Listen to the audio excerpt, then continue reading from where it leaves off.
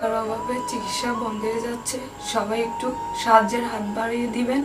মানুষ মানুষের জন্য একটু সহানুভূতি কি মানুষ পেতে পারে না?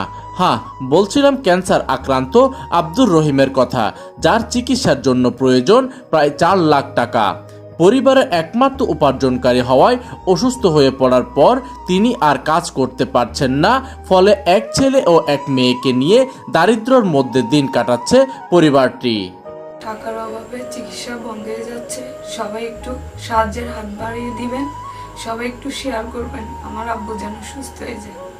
মেডিকেল কলেজ ও বিভিন্ন প্রতিষ্ঠানের সহযোগিতার জন্য দৌড়াদৌড়ি করেও ক্যান্সার আক্রান্ত আব্দুর রহিমের পরিবার কোনো সহযোগিতা পাননি। আমাদের যা সাধ্য ছিল বাবা সব শেষ হয়ে গেছে। 2.5 লাখের মতন, আরো 4 লাখ টাকা লাগবে। ডাক্তারে বলছে আরো 4 লাখ টাকা হলে সুস্থ হবে। আমার আপনার সহযোগিতায় ক্যান্সার আক্রান্ত আব্দুর রহিম ফিরে পেতে পারে তার জীবন, তার সাথে একটি সন্তান তার বাবাকে ফিরে পাবে, একটি পরিবার তাদের স্বাভাবিক জীবনে ফিরতে পারবে।